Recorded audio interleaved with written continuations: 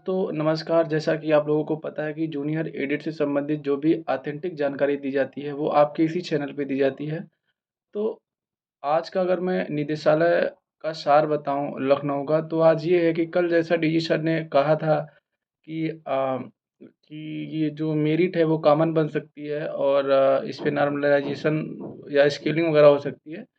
तो उन्होंने केवल प्रेडिक्शन किया था कि ऐसा हो सकता है, होगा नहीं।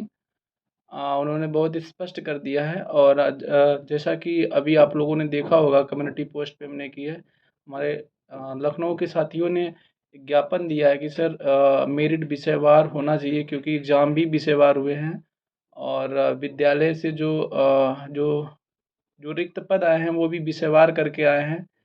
तो इस आधार पे विषयवार मेरिट बननी चाहिए, और इसके पहले भी जो बैकडोर से एंट्री हुआ करती थी वो भी विषयवार हुआ करती थी। तो इन सब बातों को उनके सामने रखा गया डायरेक्टर बेसिक सर के सामने। तो डायरेक्टर बेसिक सर ने कहा, देखिए अभी कुछ कॉमन का ऐसा कुछ है नहीं। अगर अभी ये जब रिजल्ट हमारे पास आ जाएगा और ये जब जियो जारी होगा तो जियो में सारी चीज़ स्पष्ट हो जाएगा। इतना सुनने के बाद उन्होंने कहा, चलिए ठीक है, जो भी होगा वो विधि संगत किया जाएगा। तो इस हिसाब से अगर देखें तो ज़्यादा चांसेस विषयवार की ही हो रही हैं, क्योंकि उन्होंने ये भी कहा कि हम ऐसा काम करेंगे कि भाई ये सब कोर्ट में ना जाए, कोर्ट केस वगैरह फिर ना हो। तो वो तो विषयवार मेरिट में ही है। और दूसरी बात, रिटायरमेंट की सीटों को अगर देखा जाए तो ये है कि वो बताया गया, सर जो रिटायरमेंट की सीटें हैं आप उसको बढ़ा दीजिए।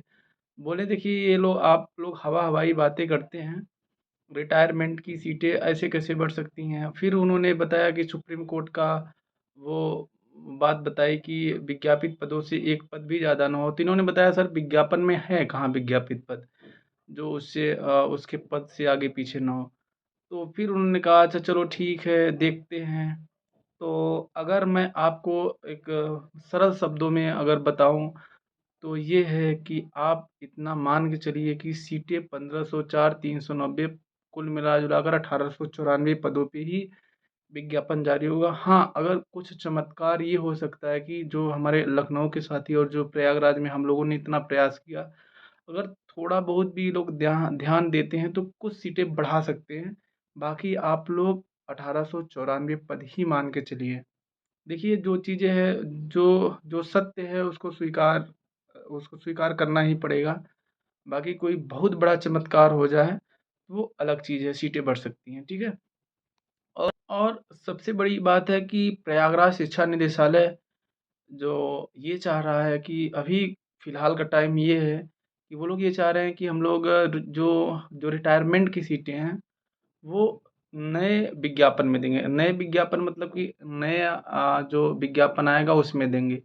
ये लोग, इनका सीधा कहना है कि हम नए बच्चों को ध्यान में रखते हुए जो पोस्ट जो रिक्त हैं रिटायरमेंट के, उसको मैं अगली वैकेंसी में दूंगा, क्योंकि हमारे पास आने वाले बच्चे भी हमारे हैं, तो हम उनको विज्ञापित पद देंगे। तो तो जो लगातार शिक्षा निदेशालय अभी 10-15 दिन से उनका बस यही है कि हम नए विज्ञापन जारी करेंगे, उसमें जो आने वाले बच्चे हैं उसमें आवेदन करेंगे।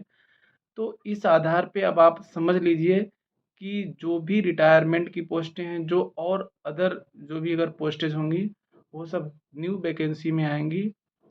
और तो निष्कर्षतः यह है दोस्तों कि शिक्षा निदेशालय भी नहीं चाह रहा है कि हम इसमें जो है पदों की संख्या को बढ़ाएं।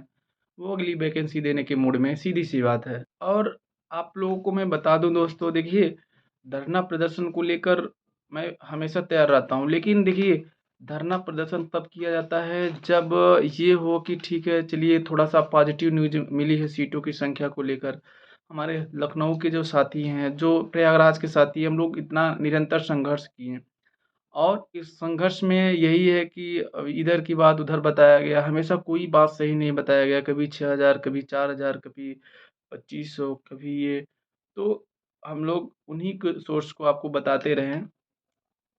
तो वो जो भी हमारे सामने आता रहा हम आपको बताते गए। और कुछ बच्चे कह रहे हैं, हालांकि हम पहले से ही सोच रहे हैं, वो 9 पत्रों का पत्रांग जो जारी किया गया था शासन को सीटों को लेकर, वो हम खुद परेशान हैं वो हमारे हाथ लग जाए।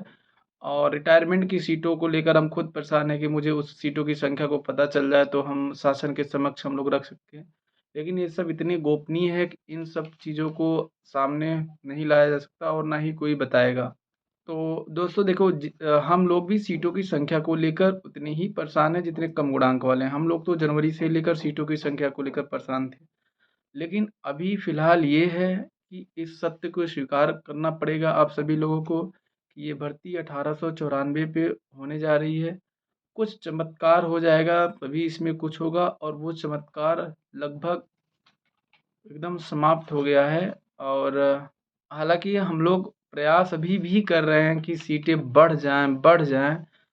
देखते हैं क्या होता है फ़िलहाल, लेकिन अभी सरकार का सीधे ये कहना है कि मेरे पास रिज़ल्ट जब तक नहीं आएगा तब तक हम ये सब जो आप लोग कह रहे हैं कि विषयवार या कॉमन, ये सब केवल कोरी कल्पना है। मेरे पास रिज़ल्ट आ जाएगा, उसके बाद जियो जारी करेंगे। जियो में सब चीज़ें बहुत स्पष्ट तौर पे रहेगी, सभी लोग को पता चल जाएगा।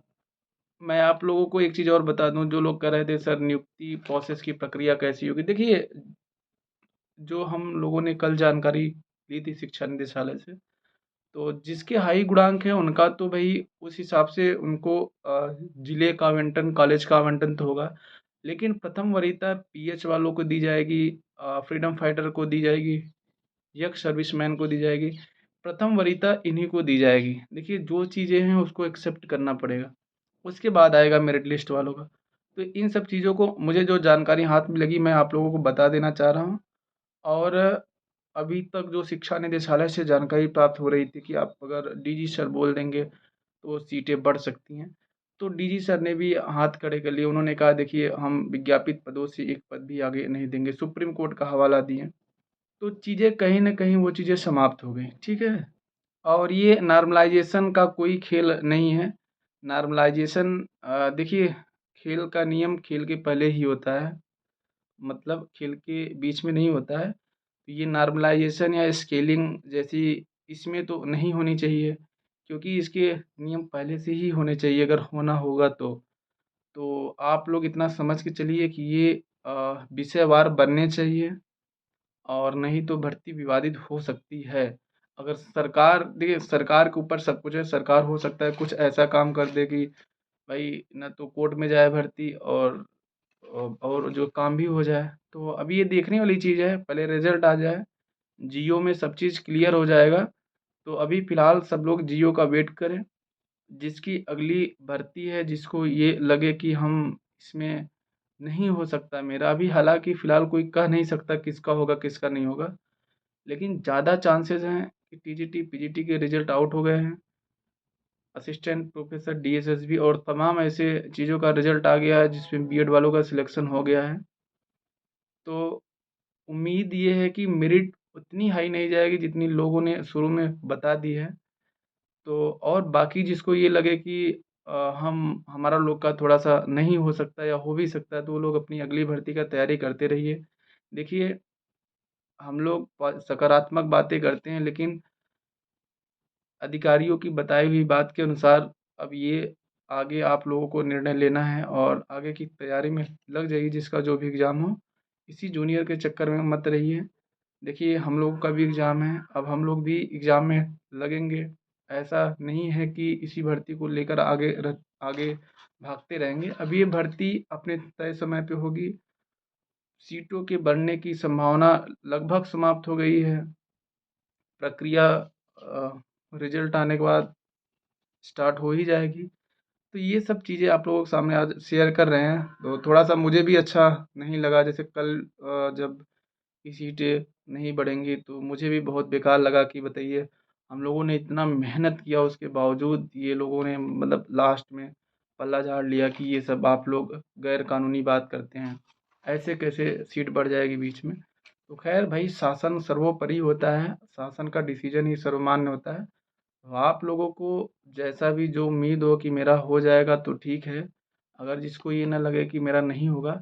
रही बात भाई कट ऑफ वगैरह की, तो एक मतलब मैं बना दूँगा भई, ऐसा नहीं है कि मेरा कट ऑफ ही सर्वमान्य होगा, लेकिन एक जहाँ तक मुझे जानकारी है, मैं कई लोगों से सलाह लेकर एक बेसिक कट ऑफ बता दूँगा। उस हिसाब से आप लोग अपने आप को भाई सिक्योर मान सकते हैं बस। और बाकी जो चीज़ें हैं वो आपके सामने आता रहेगा जूनियर को लेकर। बाकी धन्यवाद दोस्तों, नमस्कार।